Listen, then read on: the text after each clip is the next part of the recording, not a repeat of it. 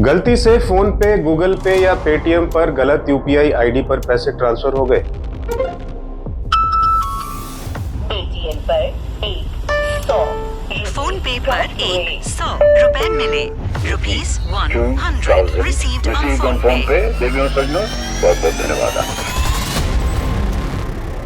New इरा world यानी कि नए युग की नई दुनिया में फिर से आपका स्वागत है।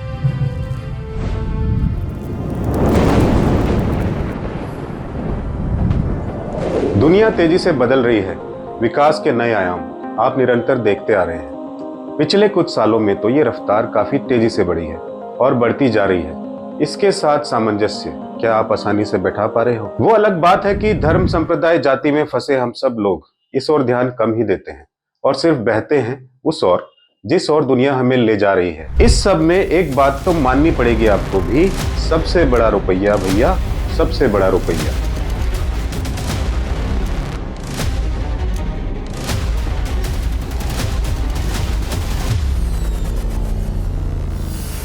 खैर, इस तेजी से बदलती दुनिया में करेंसी ने भी तेजी से रूप बदला है अपना। अब ये करेंसी का नया रूप लेके नए चैलेंजेस सामने लेके खड़ा है आपके, हम सबके। डिजिटल करेंसी, नया रूप, नई प्रणाली, नया सिस्टम, नई पद्धति। एक ऐसी प्रणाली जो यूजर्स को मोबाइल एप्लीकेशंस का उपयोग करके बैंक खातों के बीच तुरंत मनी ट्रांसफर करने के लिए अनुमति देती है। आपको कैश रखने की जरूरत नहीं, अकाउंट में पैसा है, फट से ट्रांसफर। आपको क्या लगता है, ये सही है या गलत? इसके ज्यादा फायदे हैं या ज्यादा नुकसान? ये हमारे भले के लिए है या आप परेशान हो इसके आने से? कमेंट कीजिएगा। वैसे यूपीआई को 2016 में national payments corporation of India द्वारा लॉन्च किया गया था। यह तत्काल भुगतान सेवा open source application programming interface के रूप में चलता है और भारतीय रिजर्व बैंक द्वारा रेगुलेटेड है।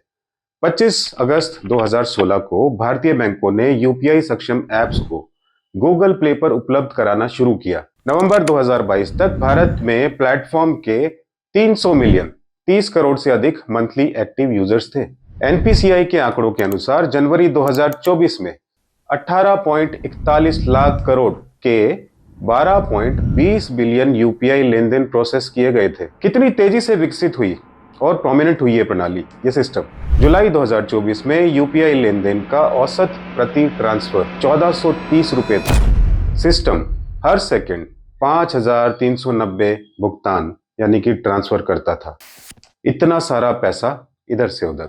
यूपीआई की सफलता ने इसे भारत के लिए एक सॉफ्ट पावर टूल बना दिया। यह भारत द्वारा निर्मित सबसे सफल डीप टेक्निकल फाइनेंशियल इनोवेशंस में से एक बन गया। वो जमाना याद कीजिए जब ना फोन था, ना इंटरनेट, ना रील्स थी, ना ओटीटी। तेजी से बदलती दुनिया में आप अपने आप को कहां खड़ा पाते हैं? आज के इस वक्त में यूपीआई बैंक समय या छुट्टियों की प्रतीक्षा किए बिना 24/7 तुरंत लेन देन की प्रक्रिया कर सकता है। इसके कई फायदे दिखाई देते हैं। कई यूपीआई लेन देन मुफ्त हैं या उनकी फीस बहुत कम है, जो इसे एक लागत प्रभावी विकल्प बनाती है। काफी हद तक सिक्योर और इंक्रिप्टेड है। आप गलती ना करें तो इसमें गड़बड़ होने की संभावनाएं काफी कम है। यूपीआई यूजर्स डेटा की सुरक्षा के लिए एंड टू एंड इंक्रिप्शन और मल्टी फैक्टर ऑथेंटिकेशन का उपयोग करता है।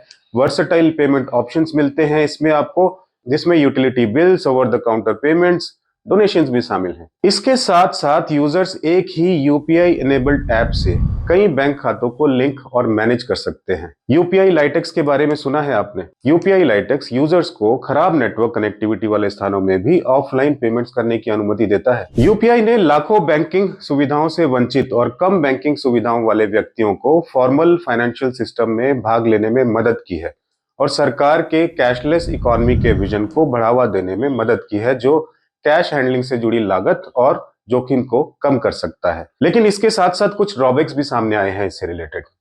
पीयर टू पीयर पेमेंट्स के लिए स्टैंडर्ड ट्रांजैक्शन लिमिट 1 लाख रुपए है, लेकिन व्यक्तिगत बैंक अपनी सीमा निर्धारित कर सकते हैं।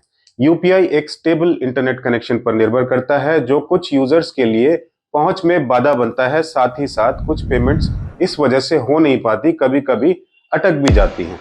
एक इंपॉर्टेंट बात यह भी है कि अपर्याप्त डिजिटल साक्षरता के कारण यूजर्स को चुनौतियों का सामना करना पड़ सकता है, विशेषकर ग्रामीण क्षेत्रों में। अगर हम बात करें सुरक्षा की, यूपीआई के साथ दांव पर लगे सिक्योरिटी पैरामीटर्स में व्यक्तियों के वर्चुअल पेमेंट एड्रेसेस उनकी डिजिटल आइडेंटिटी, ट्रांजैक्शन इंफॉर्मेशन और फाइनेंशियल डिटेल शामिल हैं। उधर हैकर्स जो हैं वो दिन रात लगे रहते हैं आपको लूटने की नई नई तरकीब बनाने, नए नए रास्ते खोजने में। इन सब से बच के रहना एक बहुत बड़ा चैलेंज है आज हम सब के सामने।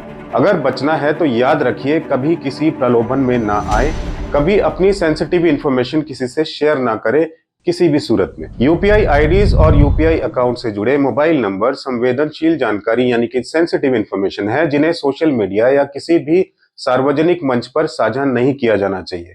एक समस्या जो लोग काफी फेस करते हैं, किंतु अमाउंट छोटे होने के कारण, ध्यान न जाने के कारण उस और गौर नहीं करते। ऐसा अक्सर पाया गया है कि आपकी यूपीआई ऐप अगर टोल या किसी और पेमेंट के लिए डायरेक्टली कनेक्टेड है तो अचानक से कभी भी पैसे कट जाते हैं, जबकि वो सर्विस भी नहीं ली होती आपने, और फिर उसकी उस ऐप पे कोई खास सुनवाई भी नहीं करते। उदाहरण के लिए, मैं एक बार पानीपत में था, जब पेटीएम के थ्रू मेरा टोल पानीपत में रहते हुए, मेरी गाड़ी पानीपत में थी, वहां रहते हुए मानेसर में कटा। इसी तरह एक दो बार और कटा।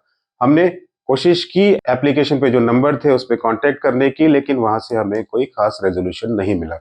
एनीवेज, यूपीआई फेलियर्स गलत पिन, गलत पते, सर्वर समस्याओं या कनेक्टिविटी इश्यूज के कारण भी हो सकती है, किंतु यदि आपने गलती से फोन पे, जीपे या पेटीएम के माध्यम से गलत यूपीआई आईडी पर पैसा ट्रांसफर कर दिया तो आप क्या करें? फोन पे, गूगल पे और पेटीएम जैसे डिजिटल भुगतान प्लेटफॉर्मों की बढ़ती लोकप्रियता के साथ गलत यूपीआई आईडी पर एक्सीडेंटल ट्रांसफर्स आम होता जा रहा है। यदि आपने स्वयं को इस स्थिति में पाया है तो घबराएं नहीं, आप अपनी धनराशि पुनः प्राप्त करने के लिए कुछ कदम उठा सकते हैं। पहला कदम उस भुगतान प्लेटफॉर्म पर समस्या को रिपोर्ट करना है जहां ट्रांसफर हुआ था। फोन पे, गूगल पे और पेटीएम जैसे प्लेटफॉर्मों के ऐप्स में हेल्प और सपोर्ट सेक्शन होता है, जहां आप ट्रांजैक्शन आईडी, रेसिपिएंट की यूपीआई आईडी और राशि कितनी आपने ट्रांसफर की थी जैसे विवरण प्रदान कर सकते हैं। अधिकांश प्लेटफॉर्मों में ऐसे मुद्दों को तुरंत संबोधित करने के लिए डेडिकेटेड टीम्स होती हैं। यदि समस्या ऐप के माध्यम से हल नहीं होती तो इसे national payments corporation of India के माध्यम से आगे बढ़ाएं। एनपीसीआई वेबसाइट पर जाएं और डिस्प्यूट रेड्रेसल मैकेनिज्म सेक्शन पर जाएं। Transaction ID, virtual payment address, amount और डेट जैसे आवश्यक विवरण के साथ फॉर्म भरें। कटौती के प्रमाण के रूप में अपने बैंक के विवरण की एक प्रति अटैच करें। यह अतिरिक्त कदम आपके मामले को मजबूत करता है। यदि एनपीसीआई आपकी शिकायत का समाधान करने में असमर्थ है तो अपने बैंक या अपने ऐप से जुड़े पेमेंट सर्विस प्रोवाइडर से संपर्क करें, गलत लेन देन का विवरण साझा करें और वे आगे की जांच करेंगे। बैंक और पीएसपी अपने ऐप या आधिकारिक संचार चैनलों के माध्यम से आपकी शिकायत की स्थिति पर नियमित अपडेट प्रदान करने के लिए बाध्य हैं, ऑब्लिगेटेड है। हम में से ज्यादातर ये बात नहीं जानते हैं, इसलिए कोशिश भी नहीं करते हैं।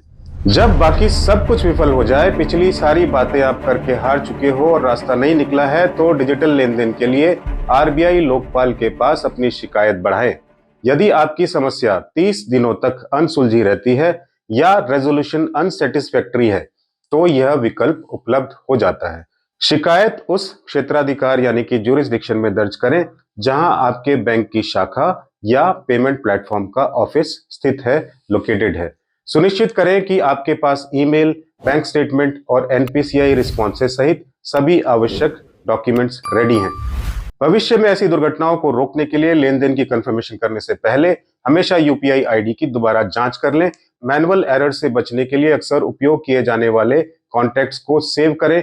इसके अतिरिक्त रिक्वेस्ट मनी सुविधा का उपयोग रिस्क को कम कर सकता है, क्योंकि यह सुनिश्चित करता है कि रेसिपिएंट के यूपीआई डिटेल्स एक्यूरेट है। गलत यूपीआई आईडी पर गलती से ट्रांसफर किए गए पैसे को पुनः प्राप्त करना एक स्ट्रक्चर्ड लेकिन समय लेने वाली प्रक्रिया है, टाइम कंज्यूमिंग प्रोसेस है। बताए गए चरणों का पालन करके और इसमें शामिल सभी पक्षों के साथ स्पष्ट संचार बनाए रखकर आप सफलता की संभावनाओं में सुधार करते हैं। डिजिटल लेन देन करते समय सतर्क रहें और कोई त्रुटि होने पर हमेशा तुरंत कार्रवाई करें।